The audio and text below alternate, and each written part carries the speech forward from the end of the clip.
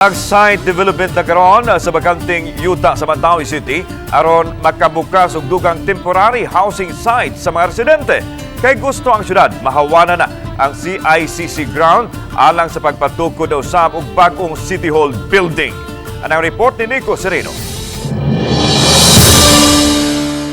Gitrabaho karon ning mga heavy equipments kining bakanting yuta sa barangay Gizo ug Bantuyong. Luyo lang kini sa transitory housing site para sa taga-barangay Look. I-extend kini aron makatukod og dugang mga temporary shelter alang sa mga Mandawihanon. Pasabot ni Mayor Jonas Cortez kung matukod na ang mga housing units, dinhisab temporaryo nga ipahiluna ang mga nanimuyo sa CICC grounds.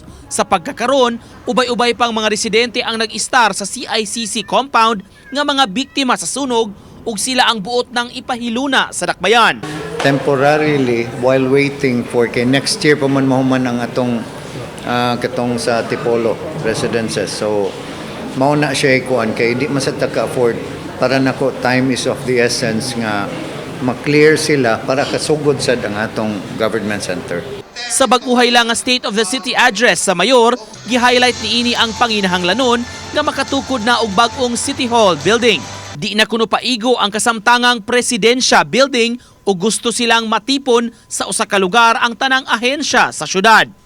Ang CICC grounds ang pabarugan niini ug gani gihangop sa dakbayan ang abag sa probinsya sa Sugbo.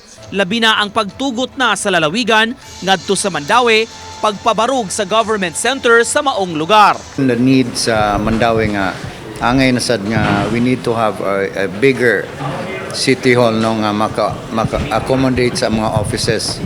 Nga literally one-stop shop gyud.